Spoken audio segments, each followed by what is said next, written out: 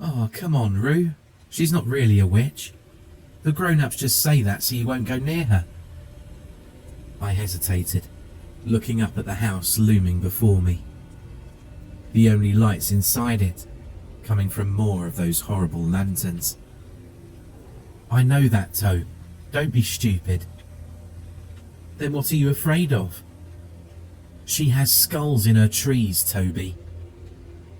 Toby snorted, his derision visible even through his cheap ghost costume. It's Halloween, Ruby. Mrs. Whittle had skulls in her trees and you weren't scared of her. Yeah, but... I trailed off, watching Ellie go marching up the sidewalk, the big plastic eyes of her frog head rattling as she walked. This is different. Of course, I knew Toby didn't want to be standing in front of old Mrs. McKay's house any more than I did. We'd come to an agreement before we went out tonight that if anyone would give out bad candy, it would be her. Best to avoid her entirely. And besides, it wasn't as though any of us had the first idea where she lived. What we hadn't reckoned on was that Big Billy Kent had thought along more or less the same lines, and that he had known. Billy Kent was in the 6th grade, and was a bit embarrassed by the fact that he once called 3rd graders his friends in elementary school. Now he and a gang of other 6th graders were trying to work their way into other friend groups by making a show of their dislike for the younger kids. Usually, they limited themselves to the occasional stolen lunch or nasty prank. But they'd recognised Halloween as a night when children chasing each other in scary costumes and screaming was considered harmless, and they didn't hesitate to take the opportunity. And so, we'd ended up here. Mostly lost, no flashlights, and worse, no candy. In front of a house that even the grown-ups said was haunted.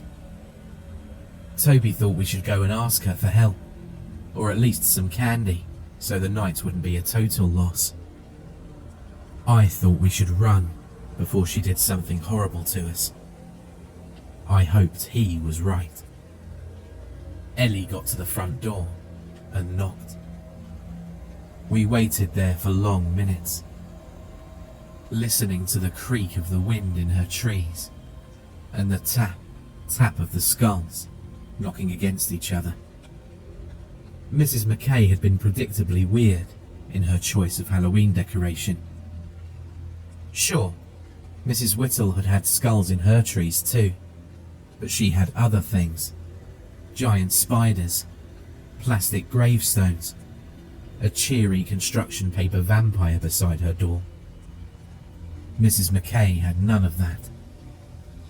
She only had the skulls, hanging from skinny, gnarled trees that could almost be considered Halloween decorations themselves. There must have been hundreds of them, suspended in little clusters like weird fruit, each of them with a flickering candle inside that shone out through the eye sockets like a morbid jack-o'-lantern. They lit up the yard almost by themselves, and I suddenly wondered how much it must have cost to buy that many of them. Ellie turns to us from the still unopened door. I don't think she's home, but there's lights in her windows. Yeah, but she's not coming to the door. I say we leave and don't... What was that?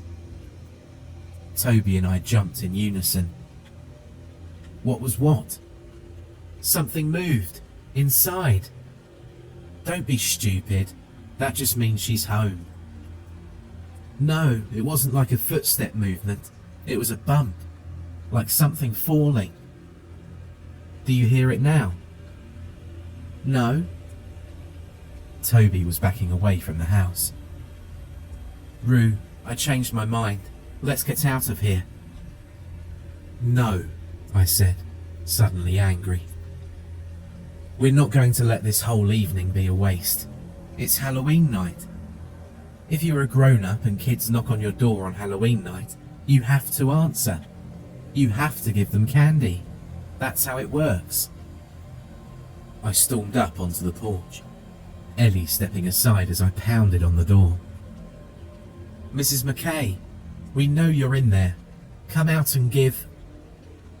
I stopped, suddenly, my eyes going wide. Rue, you okay? I started backing away from the door, staring at it, pulling Ellie away with me. She's right there. What do you mean? I heard her, Tobe. Right there, on the other side of the door. She scratched on it, and she sounded... Rue, come on, let's go. I was almost in tears as Ellie pulled me back down onto the drive. She sounded like her breath was on fire. We made our way slowly down the drive to the sidewalk, where the lights from the skulls puddled and died. You okay, Ruby? Toby asked, looking nervously at me as we sat shakily there on the concrete. Yeah. I wiped my eyes and stood. Yeah. Come on, let's go home. Yeah, Ellie said, standing and walking down the street, the flounce in her step masking the fact that her knees were still shaking. Ellie? Toby said, staring after her. What? He pointed, and we realised what he already had. The houses were dark. The streetlights were dead. The sky was cloudy, and the moon had set. Even if we'd known how to get back home, we could see nothing beyond Mrs. McKay's picket fence. I felt the shakes coming on again, and managed to stand before they could take me over and crumple me to the ground again. We'll take her lanterns. What? The creepy skulls? Toby said, looking at where they swayed and flickered on their coarse twine. Won't we, get in trouble? She wouldn't give us candy. She wouldn't let us call our parents. The least she can do is give us some light. And besides, she's got so many. She'll never notice if we take a couple. Toby opened his mouth and closed it again. I don't know. Isn't stealing wrong? Ruby's right, Ellie said, scrambling up onto the peeling fence. We're not stealing. We're returning the favour. She handed down 3 of them, 1 to each of us, with enough twine that we wouldn't have to hold them with both hands the whole way home. The twine was rough and left splinters in your hands, but it was better than holding the skulls themselves. Those were made of some kind of delicate plastic, both soft and hard at the same time, with rough patches here and there along it. I'd never held actual bone before, but it felt disturbingly like how I imagined it would feel. But they lit the way at least, in little bobbing circles of orange, like miniature headlights. We picked our way nervously along the route that we thought Billy's friends had chased us in, jumping occasionally as stray cats or looming shadows moved suddenly at the edges of our vision. But the way back looked different when we weren't being chased along it, and it didn't take us more than a few minutes to lose ourselves among the confused, tangled alleyways. No, I swear I remember the Santa, Toby was saying, staring up at a huge, decayed inflatable that the garbage men hadn't bothered to pick up since last Christmas. Really? 'Cause I don't, Ellie said, picking up a tattered bit of latex that had fallen off of it and staring down the alleyway. And besides, do you remember seeing it, or do you remember passing it? I think I remember passing it. I don't know. He looked down the other alley, and then worriedly back at the one we'd come from. "Rue, do you remember this thing?" "Huh?" I said, my attention snapping away from the jack-o'-lantern, grinning improbably from the roof of the building before us. "I don't think so, but it's not like I was paying attention." "Okay." He kept looking up at it, seemingly mesmerized by the way the light from his skull played across its hollowed-out form. "Well, I'm going this way. You guys can go the other way if you want." "No, I'll come with you," I said, watching Ellie peer down one path and then the other. "I've got no idea where we are." "You guys do that then." She turned and started walking away from the Santa. "And when it's a dead end, you'll all be really sad that I beat you home." "Fine," Toby said. He started walking past it in the other direction, and I followed him, the skull held up to my chest like a shield. It wasn't a dead end. We'd gotten to a place we almost recognized, the back of the Pink Elephant Bar and Grill, which Toby at least thought might be near the mall, when we heard Ellie scream. Between the panic and the flickering light, it took us almost 5 minutes to find our way back to the Santa. The alley she'd gone down split again and again into a twisting maze, but none of the paths led to an actual exit. All of them stopped at some kind of garbage can blocked fence or wall. And though we searched and called through all of them, Ellie was gone. It was only when we trudged back past the Santa that I noticed the jack-o'-lantern was gone too. Toby and I were both shaking uncontrollably, trying and failing to stem the tears leaking from our eyes. Where had she gone? She couldn't have come back past us. Could she have gotten over one of the walls? Then why hadn't she answered when we called? "Rue," Toby said, though between my fear and his, I could barely understand him. "Rue, what do we do?" I don't know. She's gone, Rue." He collapsed onto the ground between the piles of trash. "She's gone. Something's out here, and it got her, and it's going to get us. We've got to get home. Mum and Dad'll know what to do." I started walking again, knees almost literally knocking, and I heard Toby get up and follow me. It can't be far now. The Pink Elephant, as it turned out, was not by the mall. It was on a street we didn't recognise, despite the fact that we'd both driven past it more times than we could count. Lights glowed on the bottoms of the clouds in the distance, but the street lights here worked no better than they had in front of Mrs. Mackay's house.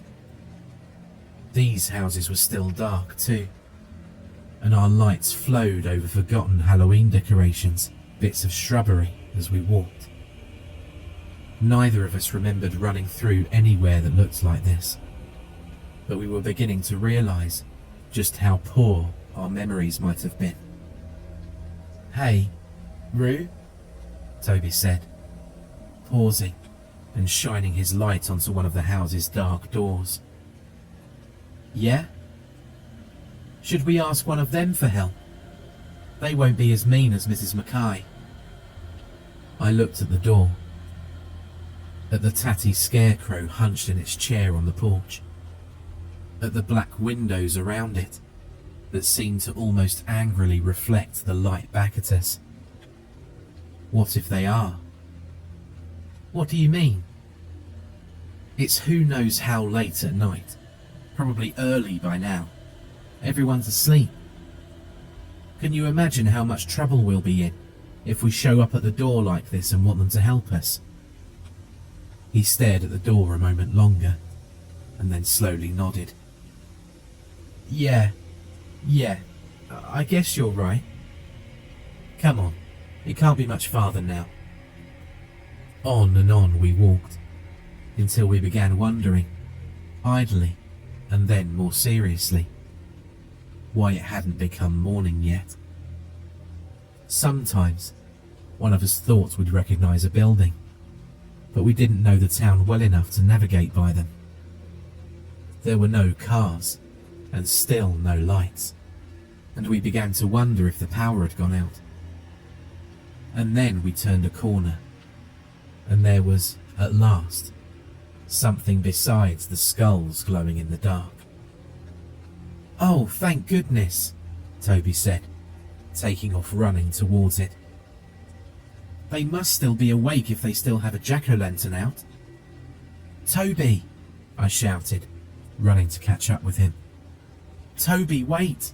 It was there when—" The jack-o'-lantern stood. I couldn't see it very well in the dark.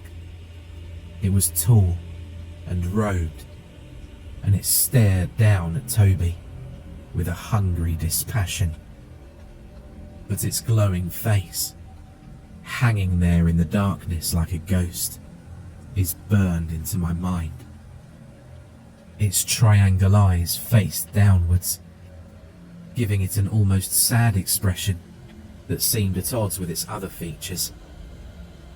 Its teeth were square and blocky, bared in the carnivorous smile of a deep-sea fish.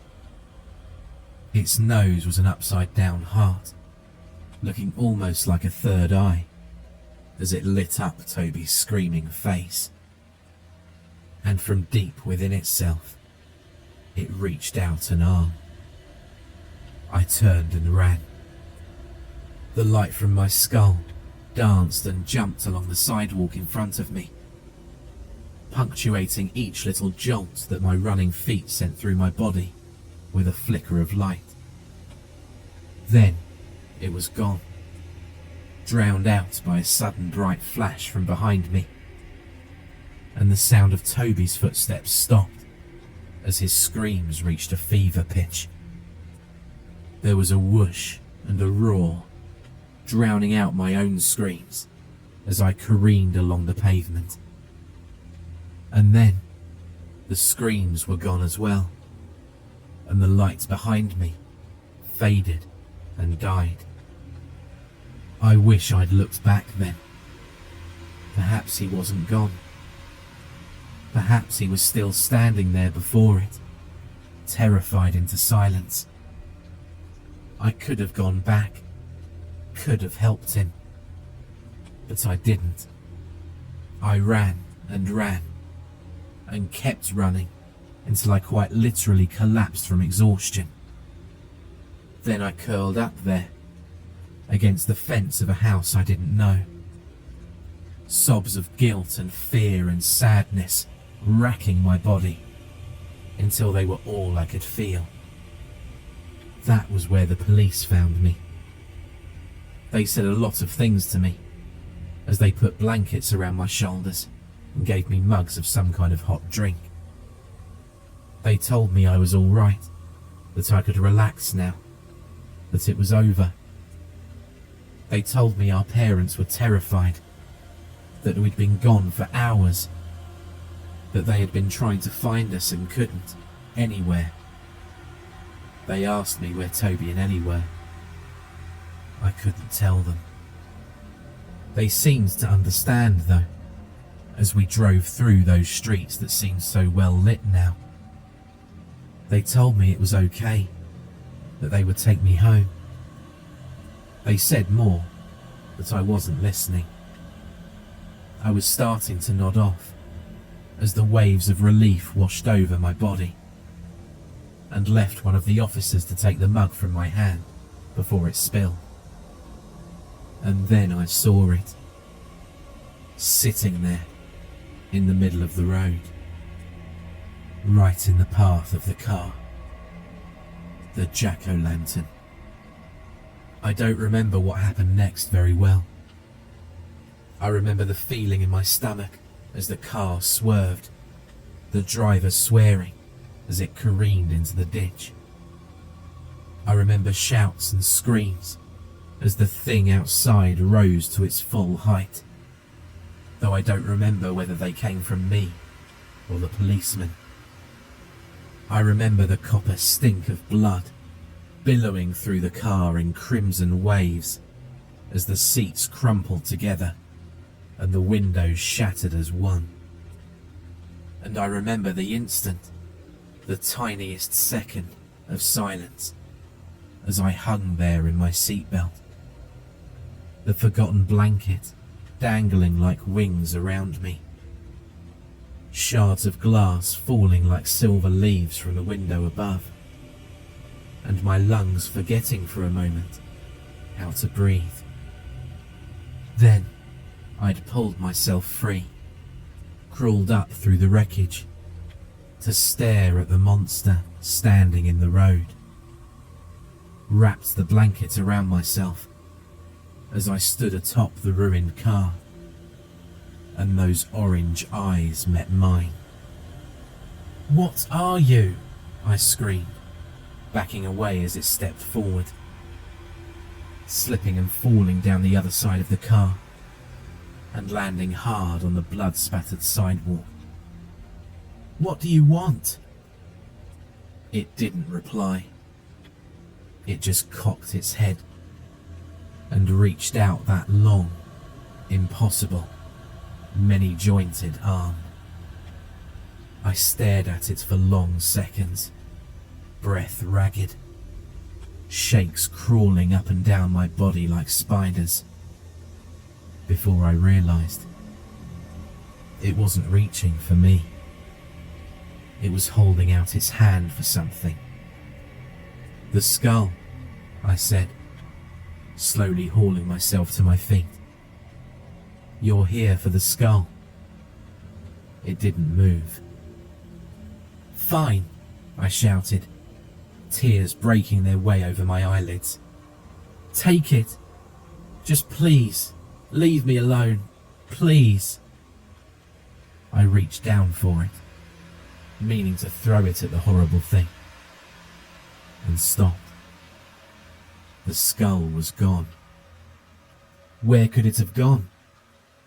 I scrambled to the wreck, started to crawl back up over the ruined siren lights. Did I have it in the car? Had I left it where I'd fallen? Had I dropped it when the creature took Toby?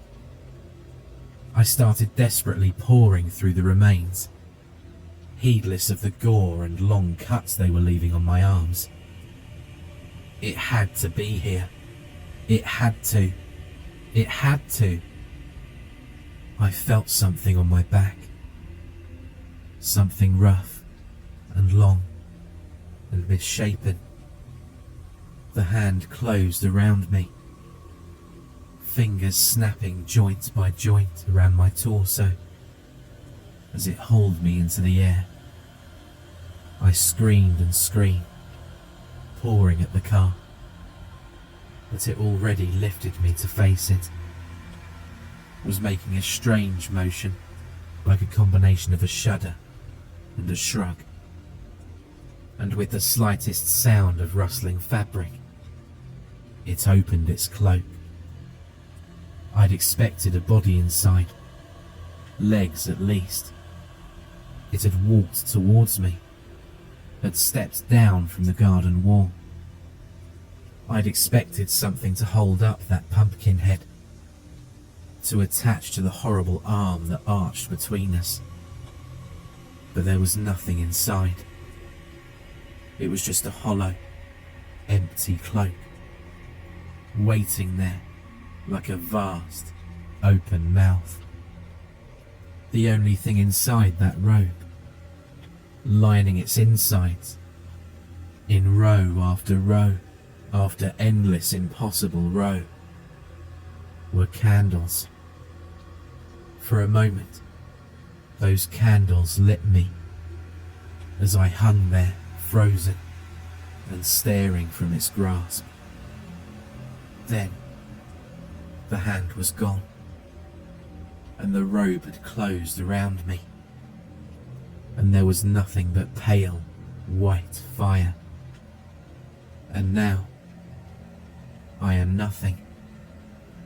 My hands are coarse twine, holding for dear life onto the branch that holds me.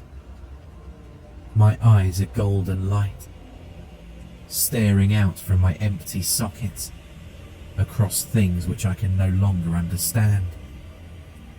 My mind is the flicker, flicker, flicker of the candle in my skull, burning each thought into me so that I may know the things I've forgotten.